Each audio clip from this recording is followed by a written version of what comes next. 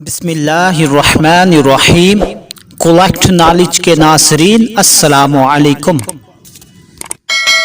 ناظرین، خطبہ نکاح کے بارے میں اکثر مسلمان نہیں جانتے کہ خطبہ نکاح میں کن چیزوں کا بیان کیا گیا ہے۔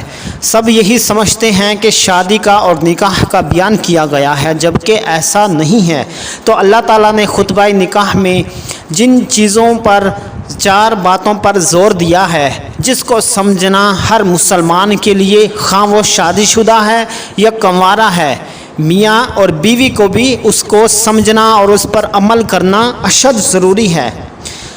تو ناظرین، اس خطبہ نکاح میں حضور صلی اللہ علیہ وآلہ وسلم نے قرآن کریم کی 4 آیتوں کا انتخاب فرمایا، جس میں بظاہر شادی کے متعلق کوئی حکم نہیں بیان کیا۔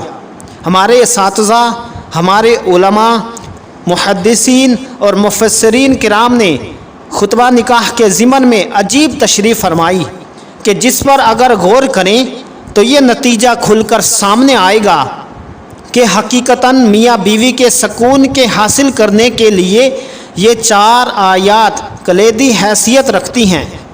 تفصیل سے بچتے ہوئے اختصاراً عرض ہے کہ ان 4 آیات میں 4 مرتبہ یہ حکم تکرار کے ساتھ آیا ہے کہ اللہ سے ڈرو، اللہ سے ڈرو، اور ایک آیت کا معنی یہ ہے کہ اس اللہ سے ڈرو کہ جس کا واسطہ دے کر تم اپنا کام نکالتے ہو کہ خدا کے واسطے میرا یہ کام کر دو۔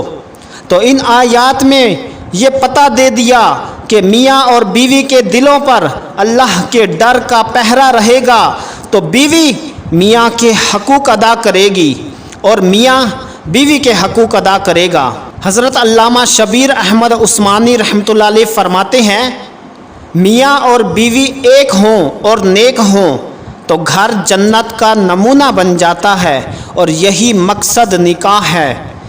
جن گھروں میں میاں اور بیوی میں یکتائی نہ ہو، یا ایک تو ہیں لیکن تقوی اور نیکی نہیں ہے، تو پھر وہ گھر جنت کا نمونہ نہ ہوگا۔ اسی خطبہ نکاح کی آیت کے اندر اللہ تعالیٰ نے ایک حکم یہ بھی فرمایا کہ رشتہ داروں کے بارے میں اللہ سے ڈرتے رہو۔ تو ناظرین، صاحب روح المعانی نے رشتہ داروں کی ارحام کی تفسیر کرتے ہوئے یہ لکھا ہے کہ ارحام کا ایک معنی یہ ہے کہ بیوی کے والدین اور بیوی کے بہن بھائیوں کے بھی اللہ نے حقوق رکھے ہیں، ان کا ادب و احترام بھی ضروری ہے۔ اسی طرح بیوی کے لیے اپنے خاوند کے والدین اور شوہر کے بہن بھائیوں کا احترام کرنا بھی ضروری ہے، جس طرح وہ اپنے ماں باپ کا احترام کرتی ہے۔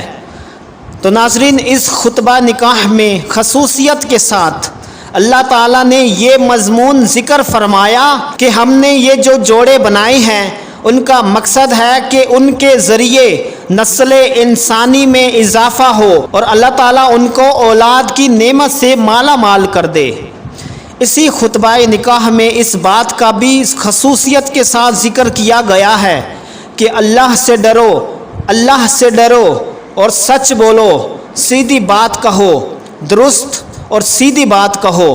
اور اس بات کا پتہ دے دیا کہ اگر میاں اور بیوی آپس میں سچائی کو اور معاملات کی صفائی کو اپنائیں گے تو گھر بس جائے گا اور سکون و راحت کی دولت نصیب ہوگی۔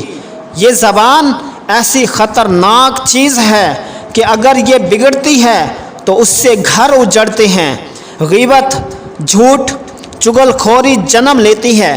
یہی زبان اللہ کی دی ہوئی وہ نعمت ہے جو گھروں کو سنوارنے والی ہے۔ تو ناظرین، خلاصہ یہ ہے کہ یہی زبان دلوں کو جوڑتی بھی ہے اور دلوں کو توڑتی بھی ہے۔ اللہ ہمیں سچی زبان عطا فرمائے، آمین۔ تو اس کے ساتھ ساتھ ناظرین، میں آخر میں گھر کو راحت اور خوشی کا مرکز بنانے کے لیے ایک قرآنی دعا پیش کر رہا ہوں۔ اس کو ہر نماز کے بعد کم از کم 1 مرتبہ ضرور پڑھ لیا کریں۔ وہ دعا یہ ہے: اعوذ باللہ من الشیطان الرجیم، بسم اللہ الرحمن الرحیم، ربنا هب لنا من ازواجنا وذریاتنا قرۃ اعین واجعلنا للمتقین اماما۔ اے ہمارے پروردگار، ہمیں ہماری ازواج و اولاد کی طرف سے آنکھوں کی ٹھنڈک عطا کر اور ہمیں پرہیزگاروں کا پیشوا بنا دے۔ تو ناظرین، دونوں میاں بیوی اس دعا کو اپنا معمول بنا لیں۔ تو ناظرین، آج کی اس ویڈیو میں خطبہ نکاح کا جو مقصد ہے، جو پیغام ہے، وہ یہ ہے کہ اللہ سے ہر وقت ڈرتے رہو۔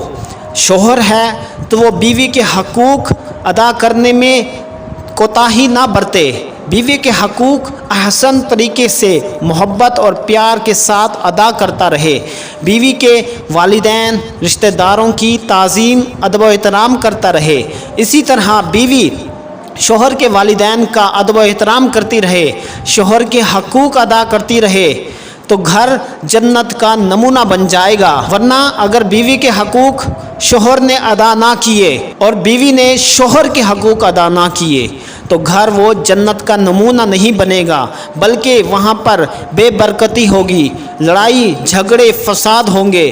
تو اس لیے اللہ تعالیٰ نے اس خطبہ نکاح میں ہمیں یہ بات سمجھا دی ہے کہ ہر وقت اسی سے ڈرا جائے، کیونکہ اسی کا نام لے کر نکاح کی ابتدا کی جا رہی ہے۔